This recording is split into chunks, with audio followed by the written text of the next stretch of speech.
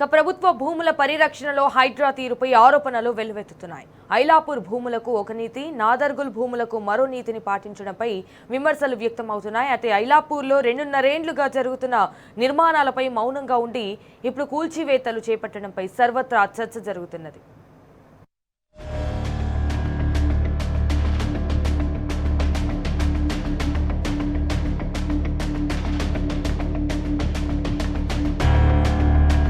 రాష్ట్రంలో హైడ్రా పనితీరు మరోసారి తీవ్ర వివాదాస్పదమైంది. సంచలనం సృష్టించిన రంగారెడ్డి జిల్లా నాదర్గుల్లోని ప్రభుత్వ భూముల విషయంలో, ఐలాపూర్లోని భూముల విషయంలో హైడ్రా తీసుకున్న చర్యలపై సర్వత్రా చర్చ జరుగుతున్నది.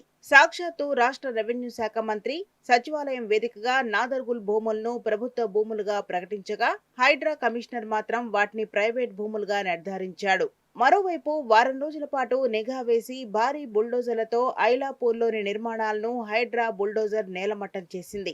ఐలాపూర్లో సర్కార్ భూములుగా చెబుతున్న సర్వే నెంబర్లు నిషేధిత జాబితాలో లేవు. కానీ నాదర్గుల్ భూములు ఇప్పటికీ 22A కింద నిషేధిత జాబితాలో రాష్ట్ర ప్రభుత్వ భూములుగా నమోదై ఉన్నాయి. దీంతో రాష్ట్రంలో అసలు ఏం జరుగుతున్నదని అందరూ విస్మయం వ్యక్తం చేస్తున్నారు. 2 చోట్ల ఉన్న ప్రభుత్వ భూముల వెనుక ఉన్న వాస్తవాలు, ప్రభుత్వ రికార్డులను బేరీజు వేసుకుంటే హైడ్రా బుల్డోజర్ రాజకీయం చేస్తున్నదని స్పష్టమవుతున్నది.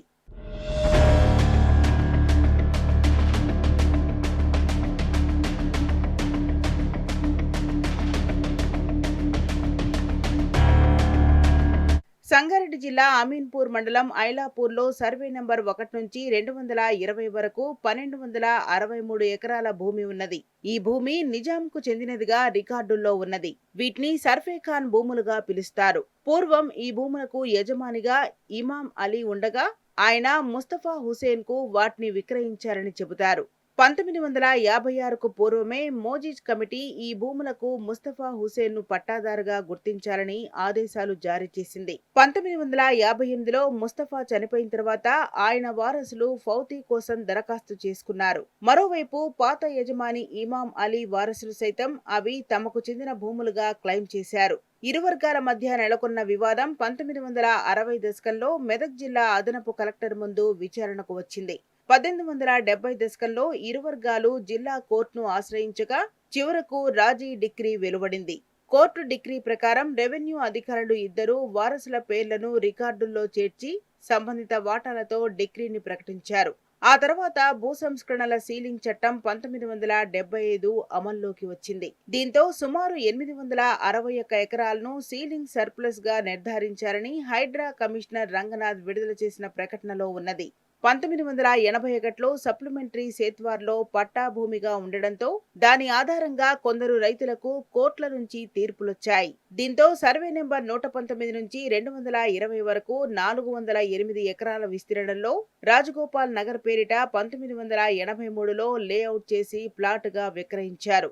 ఇలా 1980వ దశకంలోనే అక్కడ 495 ఎకరాలతో రాజగోపాల్ నగర్ కాలనీ, 131 ఎకరాలతో విద్యుత్ ఎంప్లాయీస్ కోఆపరేటివ్ హౌసింగ్ సొసైటీ ఏర్పడ్డాయి. అంటే 1263 ఎకరాల్లో ఏ సర్వే నెంబర్లలోని భూములు వారసులకు చెందుతాయి, ఏ సర్వే నెంబర్లలోని భూములుగా సీలింగ్ సర్ప్లస్ ఉన్నాయనే దానిపై స్పష్టత లేదు. దీంతో ఈ అంశాలను తేల్చేందుకు అప్పటి జాయింట్ కలెక్టర్ భీమా నాయక్ విచారణ జరిపి నివేదిక ఇచ్చారు. ఇదే నివేదికను అప్పటి హైకోర్టు జస్టిస్ రోహిణి ఏకసభ్య ధర్మాసనం సమర్థించింది. అనంతరం ఈ భూములపై న్యాయస్థానాల్లో అనేక పిటిషన్లు దాఖలు కావడంతో హైకోర్టు నుంచి స్టే ఉత్తర్వులు వచ్చాయి. ఇప్పటికీ ఆ ఉత్తర్వులు అమల్లో ఉన్నట్టు బాధితులు చెబుతున్నారు. ఈ భూముల భవిష్యత్తు కోర్టు ఉత్తర్వులపై ఆధారపడి ఉన్నది.